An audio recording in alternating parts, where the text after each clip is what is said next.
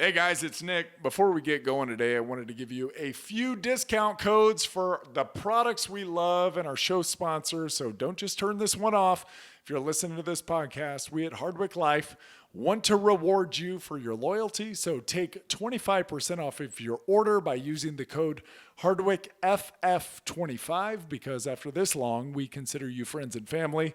That's HardwickFF25 at hardwick.life. It's like hardwick.com, but that one was taken by a shirt company. So hardwick.life is where you can find it. For 20% off at bubsnaturals.com, use the code Hardwick20. That's Hardwick20 at bubsnaturals.com. And for 10% off at Julian Bakery, use the code Nick Hardwick, that's me, at julianbakery.com. Again, Nick Hardwick at julianbakery.com. Now, if you want to hear what I take daily and get some insight as to what you should take, maybe, stay tuned. If not, skip ahead about a minute and we will be into the show. Thank you all. All right. So you want to know what you should buy. I take 6 of our Hardwick Life products every day. I originally started that company out of kind of selfish needs. I wanted to get access to the absolute highest grade products in the world. Our supplements are pharmaceutical grade, all of them. They've got unique delivery mechanisms. So you aren't just getting expensive urine, you're actually absorbing the products at a higher rate than cheaper store-bought supplements. I take brain, joint, fuel, phyto, pump, and neuro. Now, that may be a little extreme for you, but those are my jams. Now, I've done a lot of damage to my body. I need all of them. The brain and joint, they're kind of self-explanatory, right? Fuel is one of the only whey protein powders that I can take that doesn't upset my tummy. And we hear the same thing quite frequently from folks that don't process dairy all that well. That's because it's made from New Zealand grass-fed whey. New Zealand has the highest dairy standards in the world. There's a noticeable difference, and the flavor, it's pretty damn incredible. For a peri-workout drink, which peri-workout, you'll hear that term, it means around your workout, or to add protein midday, I put 2 scoops of fuel with pump, which has 3 grams of creatine per serving, 400 milligrams of ATP, which is the body's energy currency, and 95 milligrams of caffeine to get you all fired up. All of those, they allow you to do more work in the gym, getting better results. More work equals better results. Who would have thought? Seriously, you can work harder and have a lower rate of perceived exertion. And I like to add in phyto, which has all of the necessary nutrients, vitamins, and minerals, along with this patented formula called True Brock, which contains glucoraphanin, which researchers at MIT are calling the fountain of youth. And lastly, I take neuro about an hour before bed. Dr. Andrew Huberman, a Stanford neuroscientist, host of the Huberman Lab podcast and recent guest with Joe Rogan. I'm sure some of you listen to that guy. He's pretty awesome. Recommended in our 3rd episode ever, we got him before he blew up, magnesium L-threonate, as it's the only form of magnesium to cross the blood-brain barrier. And it increases levels of brain magnesium, and that leads to better cognition and a more robust memory. That's important. It also has a slight sedative effect to help you get to sleep. All right, I'm not going to bore you with more details. Get over to Hardwick Life and use the code HardwickFF25 for 25% off. Now, you guys that have been following me for a while now know that I've used Bubs Naturals since the company's inception. I don't know. I may be their first ever ambassador. I know there's a lot of bigger names now that are promoting Bubs. The company is blown up and is thriving because many folks like me understand how great their product is. I take 2 scoops of their collagen protein and 1 scoop of the MCT oil powder daily with my morning coffee. Try it once, you're going to be hooked. It's unbelievably creamy. The collagen is also really a great way to sneak some protein into your kids' lives too. It's unflavored, so you can add it into pancakes, oatmeal, mac and cheese, or juice, and they're not going to notice a thing. Use the code Hardwick20 for 20% off. Lastly, before we get to the show, I want to tell you about my friends at Julian Bakery. This company, they've really got their act together. I believe most people could use more protein in their lives. It's got a very positive effect on satiety, brain signaling, and maintaining a healthy body weight. I recommend 1 gram of protein per pound of body weight. Please don't listen to Zac Efron's trainer, who on their show falsely ties too much protein to kidney failure and loss of bone density. And certainly don't go to the Game Changers propaganda documentary on Netflix for your science. Neither of these use actual science. There's a lot of kooks out there, folks. We're going to keep fighting the good fight. I love a variety of protein. Obviously, I've told you about our whey protein, Bubs Collagen Protein, and Julian Bakery's specialty, in my opinion, is their egg white protein powder. They come in ridiculous flavors like pumpkin pie, coconut, maple glazed donut. They blend easily. They're a great addition in the middle of the day. Use the code Nick Hardwick for 10% off. That's Nick Hardwick for 10% off. All right, that's enough. Let's get you back to the show. Love y'all. Good morning, afternoon, evening, whatever time you're listening. It's the Hardwick Life Podcast. I'm Nick Hardwick with co-host Jamie Hardwick. How are you, babe? Hello, Nicholas. I'm good. How are you? Everything is well? Sort of. No, you're not feeling great. Not feeling great. And we sort of had an incident this morning, didn't we? Not you and I between each other. We did have one at the gym, which was a little scary. It got the heart rate elevated, didn't it? A little out of left field. Did you feel an adrenaline release as it happened? A little bit. I did. So we're at the gym. We're training together, which was super fun. Super fun. We only do it maybe once a week. Yeah. But it's always fun. It was great. Mm-hmm. Yeah, it was a really good pump. We did chest, shoulders, and triceps. And if you want to know what we do, we basically take like 3 exercises, do 4 sets of 8 to 12, and try to get as close to failure on the last 2 sets of every exercise that you can. So every body part gets 3 to 4 exercises and 3 to 4 sets and 8 to 12 repetitions, and try to get close to failure. Jamie's currently trying to pop her back. So we're at the gym today, and like just random, well, it wasn't random that our friend was there. Our buddy trains at the gym as well. And he's like getting confronted by a female who's working out there. And it was very bizarre because he's got his earbuds in, sticking to himself, training. And he's sort of like he is to himself. He's quiet. He's a quiet guy. Quiet guy. Yes. You know? So even looking over and seeing the girl and him talk, I was like, oh, that's weird, but whatever. Maybe they're just chit-chatting. Yeah, it was not a chit-chat. It was not a chit-chat. His ass out for nothing. Absolutely nothing. Like, he wasn't making eye contact, and I think he was getting yelled at for not making eye contact. Like, she was on a machine. He was at the platform. He was doing his work, minding his business, keeping his head down, and just started getting yelled at by what we eventually found out appeared to be a highly emotionally and mentally unstable human being at the gym. And then Jamie kind of piped in, and what was your first thing that you said? Anthony took out his earbud, our friend, and was like, I don't know why I just got screamed at. And I was like, by her? And I did, like, the girl was staring across the gym at us. I go, by her? And he goes, yeah. And she comes over and she started bowing up at me. Yeah. What are you looking at? Yeah, do you know my name? Yeah, she was like, that was what she kept saying to Anthony, too. Do you even know my name? Do you even know my name? And I was like, what is going on here? How would we know your name? You're new here. It seems like you don't work out at this time usually. And you have failed to introduce yourself. And further, I would not want to know your name at this point. So she said that to you. Do you even know my name? And I was like, she's like, no. Well, look at you. Aren't you just pretty and cute? And God must love you more than me. Isn't that right? God must love you more than me. And she just kept doing this whole deal. And I was like trying to put myself in the middle, and I'm like, okay, we're sorry. There must have been a misunderstanding. And it was like, it was a little tension. It was weird. And I kind of kept trying to turn my back. It was like, okay, you go work out. We're going to do our thing. Okay, go. Thank you. And don't look the zombie in the eyes. And she just kept going. Yeah. It was getting a little scary to the point where when we left, I wrote the owner an email. And I sent the email that I wrote to the other people who were around. And I was like, could you guys please follow up? Because, look, I'm trying to get a workout in. We've got a pretty cool crew that comes in there. And it's taken months to be able to develop relationships and everything. And this one girl comes in, and in one foul swoop ruins everything. 5-minute window, it was like, oh, my God. And now when we're working out, seriously, Jamie was doing an exercise.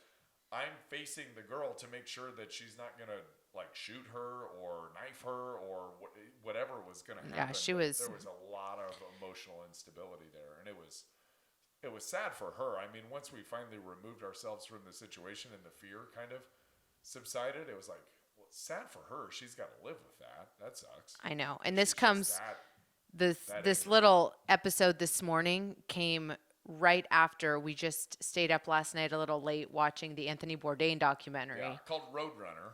which very well done. If you're a Bourdain fan, highly recommend. We love Anthony Bourdain. Loved in his Probably saw every single episode. Yeah. Would still love to at some point go on at least some of the travels that he got to go on. and he's such a he was just such a genuinely good person. Like I just loved everything his show stood for.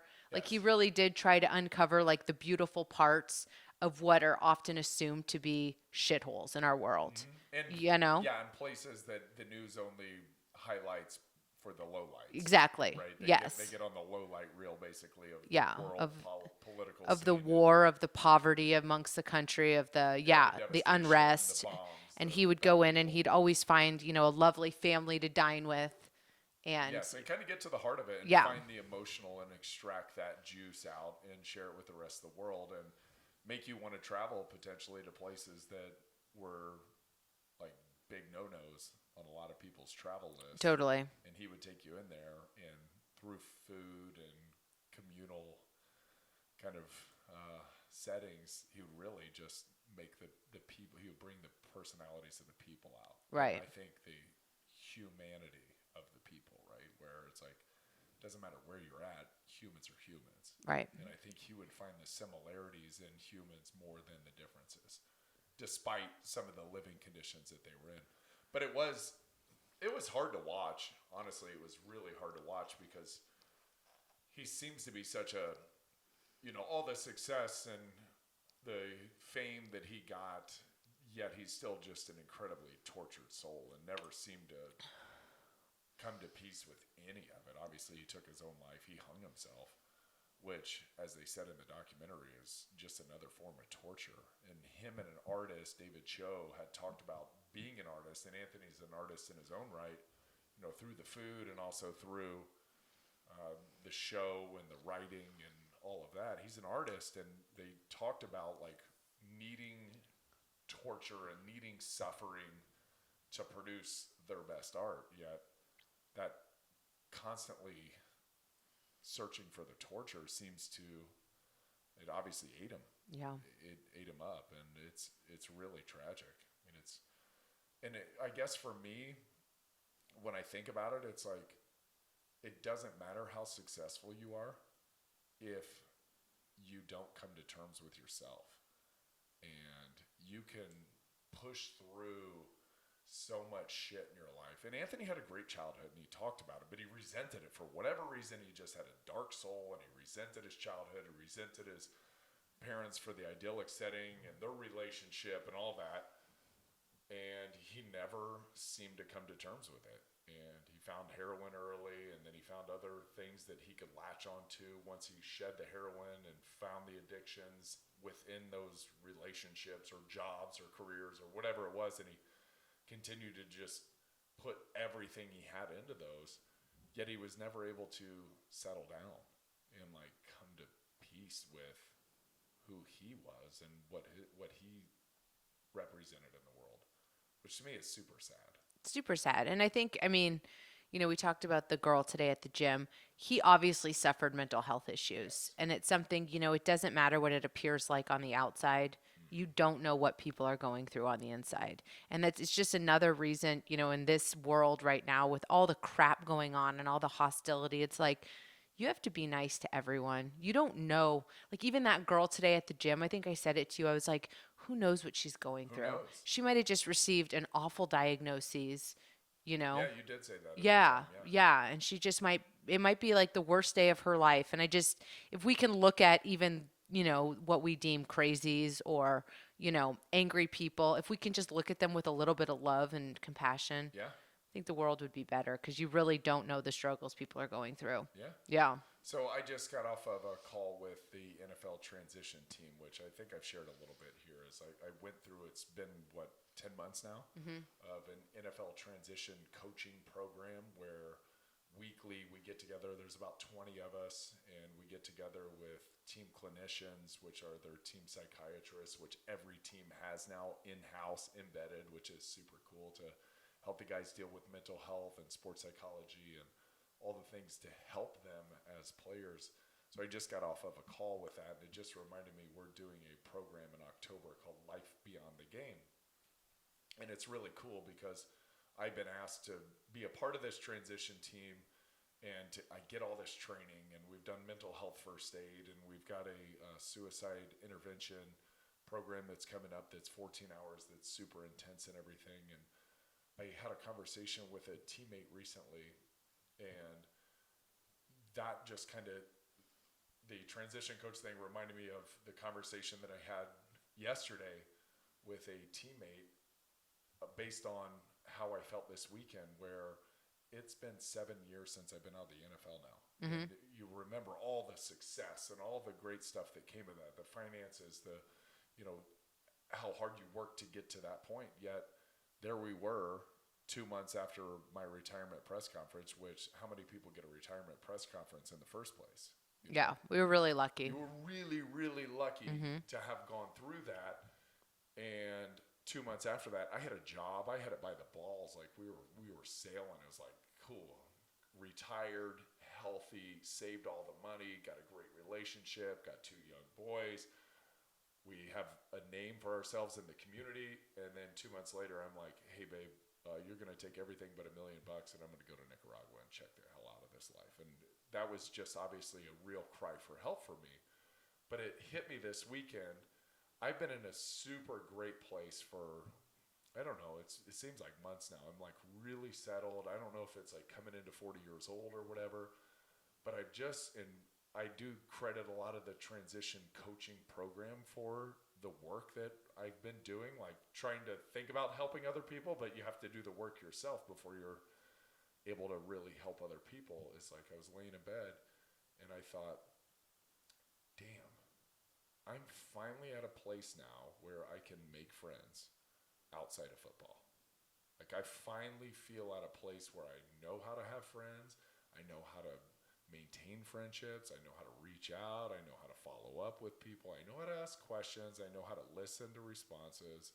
And it's like, holy shit, I'm 40 years old, 7 years out of the NFL, and I'm finally at a place where I can maintain a relationship outside of us. And outside of, it's crazy. Very small circle, right? Crazy. It's crazy. It's crazy to think of. You know what I've heard, and you'll probably know way better than this, but as soon as you people say, as soon as you begin, having head hits, so wherever that means, as soon as you start having any sort of brain damage, your body is stunted at that age. That's funny. In terms of, emotional and social development. Yeah. And so it's interesting because I think football players in general, as much as you guys are like, sometimes above and beyond, in your financial success or in, certain things, people look up and are like, wow, I think a lot of things are stunted. There's a lot of developmental gaps that are left. And I don't think it has a whole lot to do with the head hits, although I'm sure that factors in a little bit. But just the way life is constructed for us, there are a crazy amount of developmental gaps. So most relationships for football players are one-sided, right? Where I'm coming into a relationship, you know everything about me, I know nothing about you, and it becomes now awkward for me to ask you questions. I get asked questions. I'm the player. The reporters ask me the questions. I get the answers. So to ask questions in reverse is like, whoa. Unnatural. It's very unnatural. You have to learn actually how to ask questions and go through that process. And that's what friends do, right? Friends share. Friends get vulnerable. Not in the locker room, you don't. Not in the locker room. Bullshit. It's alpha male. I'm hiding every weakness that I have from you because you may try to exploit that at some point. But when you break out of the locker room, now we have to go back and dig into some of that stuff that we shelved for a long time. Some of that vulnerability, some of the relationship skills, some of the question asking. Like, I can't tell you, I interviewed Sean Merriman or, you interview former teammates and you're like, holy shit, I wish I would have known that about you. I had no idea he was homeless. Right. I had no idea his house burned down. He lived in a shelter and he had There's so many things. Like every teammate had something super cool. Can you imagine the bonds that would happen if like vulnerability were a part of a locker room, Right. and relationships, and how deep those things would go, and then how much healthier we would be leaving the game if we actually had real friendships within the game and didn't just talk about football and didn't just talk about some of the superficial stuff, but talked about one another other than with just one or two guys. Yeah. I mean, think how much more you would fight for another guy if you cared more for him, Right. and love for them. But I do think there's a point where people look at success and it's like, oh, it's all good, right? So to kind of bring it full circle here. But there is so much plowing through and looking past all of those things, like the relationship gaps or the emotional gaps and some of the Or even like time management. Like you guys never had to manage a schedule. time People tell management. you where to go, when to be there. I can't tell you how much pain in the asses football players are to deal with. Right. Like to get a response. Now that I'm trying to get response, they're pain. Football players are pains in the asses, and I'm sure all athletes are. Everything is handled, right? Food's there. Here's when you eat. Here, show up, do this. I'll even give you a sheet of paper. You don't even have to answer an email. Like companies, we don't operate on emails. It's loaded in your iPad in your game plan on a weekly basis. So, like answering emails is a learning curve. Now we got to go. There's so many things that you don't know how to do Right. and feel completely incapable of, but you have to go back and retroactively learn how to do all those things. Right. And at the same time, like be super proud of the work that you did Yeah. and be super pumped at your success, but realize now I've got some gaps that need to be filled in. So I got to go back and color in some of those gaps. And it's taken 7 years to get here. And I'm certainly not done with my personal work, but when you think about success, a lot of times you're like, man, that person has no issues. There's a lot of issues. They're just hiding them. Right. They're just plowing through. And that is, I guess, the one benefit of like that kind of mentality is all your feelings, your emotions, all those things when you cross the white lines or when we come to work and when we go to practice, we just go. And it's like a safe place and you can come get all that done and you can stuff that down into a deep dark box somewhere in the back of your brain and not worry about it. But at some point it catches up to you. Yeah. The same thing kind of with Anthony Bourdain. It's like at some point you have to be fine with who you are and where you're at in the world. And maybe it's funny because I listen to all these self-help books and everything and like business books, and it's like, you got to go harder, you got to go longer, you got to strive, you got to, it's like, do you? Part of me is like, I don't know. Do you? I mean, some people, yeah. Like if you're not there yet and you haven't achieved the success that you want in life yet, yes. But other people, it's like, are you good with yourself? Are you happy with what you're doing on a daily basis? Are you fulfilled? Do you find joy in your relationships? Like that shit's way more important than individual Right. success. I thought it was really cool in the documentary last night when he had that brief moment with Iggy Pop, who Iggy was Yes. like a super hardcore 70s partier, Yeah. crazy. Yeah. And Anthony's like, so all of that stuff, how do you find excitement anymore? Do you remember what his answer was? It was in the connections, right? He said it was in love, Yeah. in loving people and feeling love, from And those. feeling, that was the one thing. It's Yeah. like giving love and then feeling loved. Yeah. Those are the two things that excited him now. So Yes. when all the, hot models and heroin and alcohol and Yes. clubs are gone, that's really what Wasn't that what stuck. super? I thought that was like a moment. I was like, "Good." Yeah, Because when you peel back all the layers, that's all you have is love, right? And that's all you want as a human is to love and be loved. So, love and be loved. yeah, that was a moment. Yeah, that's like on the hierarchy of human needs. Love's right there. Right. Totally. As one of the most important. Yeah. Air, water, Yeah. shelter. And then, right. Yeah, it's right there. And that's the thing is like Anthony was kind of interviewing him, but he didn't heed that advice. I know. And like accepting love and accepting that people do love you. Right. And Anthony was loved. By every. Gosh, everybody's life he touched. Yeah. Everybody. But that is one of those things, right? It's like he is a natural introvert and he was living in an extrovert world Right. where he became Yeah. And I can't imagine that would be highly uncomfortable. Right. Because I'm 50% introvert, 50% extrovert. I've been tested on this.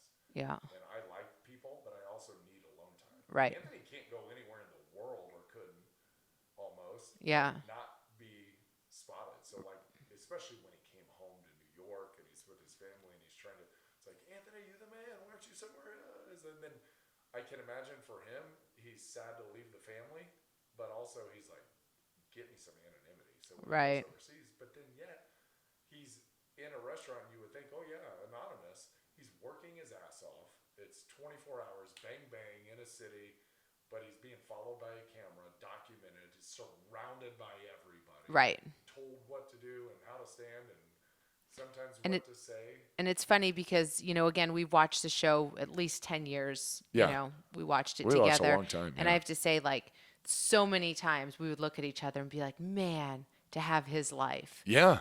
And then to have this glimpse on the other side of it wasn't all it cracks up to be. So again, it's one of those things. It's even if somebody's life appears awesome, yeah, it's not always. Yeah, it's not. Yeah.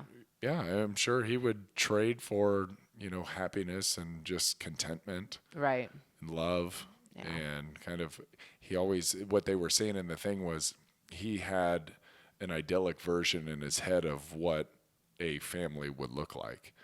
And everything he did not really support that vision. But when the vision wasn't coming to fruition, then it was like, oh, this isn't working for me. Right. Yeah, which it's just sad. Super sad, right? Yeah. So anyway, well, I'm glad to have you. Yeah, me too. Yeah, I'm glad to have your support. And I'm glad when I came to you and said I'm going to Nicaragua, you looked at me like, shut the fuck up. You're not going anywhere, buddy. I Right. think you were holding Teddy in your arms at the time. He was probably one.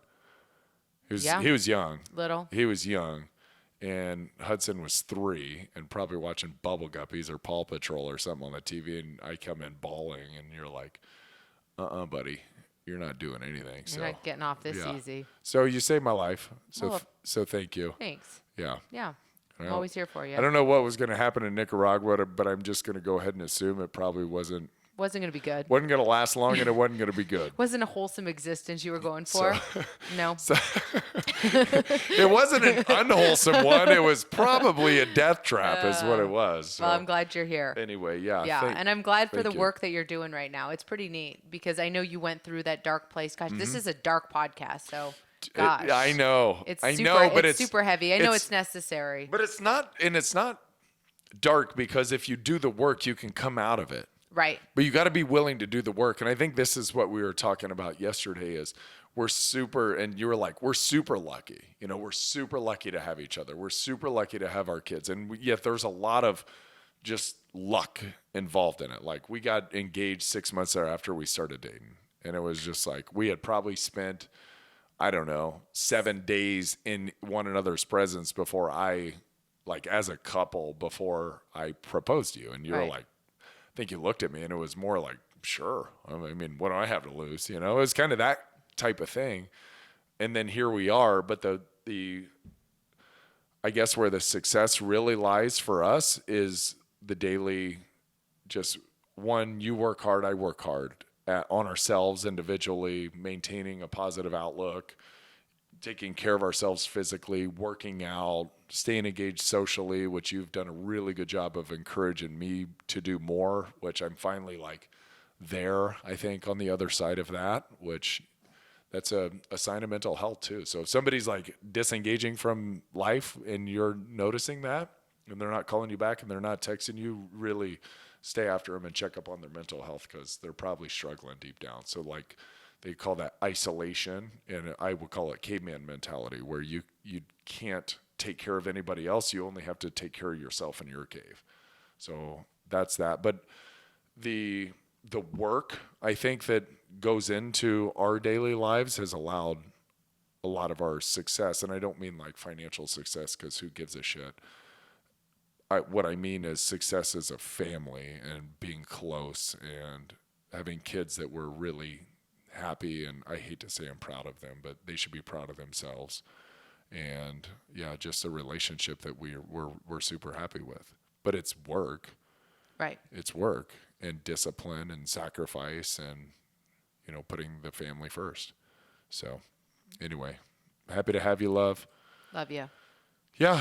Thanks for listening, you guys. Thanks, guys. Yeah. Yeah, we should do something I feel like we should sing a fun song or something. Next week will be way more jovial, I promise. We'll talk all about Nick turns 40 this week. I do turn 40. So we'll talk all about birthday celebration. I think I've been talking about 40 for a long time now. Like you're an old soul. Like at I least think you're 2 going to be months. stoked when you're 40. I think you're going to be more stoked when you're 50. Yeah. Like I think you use these like little I like this. aging as like milestones and like I made it. Yeah.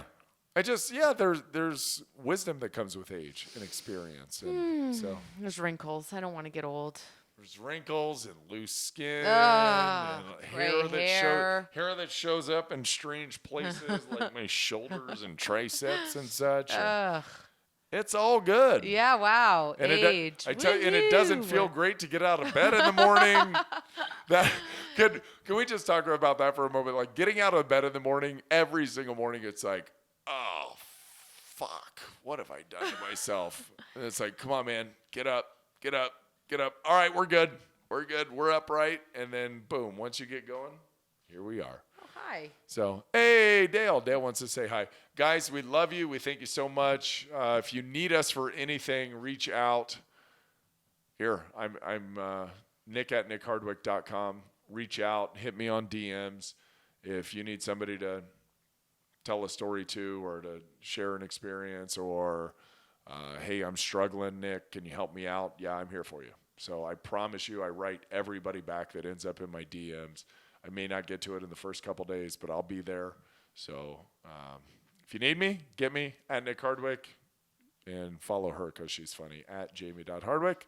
And we love you guys. Thanks for listening. Okay, bye. Bye, guys.